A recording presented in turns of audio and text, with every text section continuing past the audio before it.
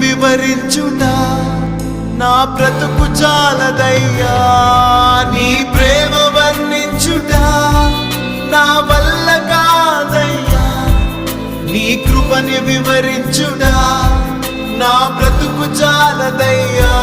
తండ్రి దేవా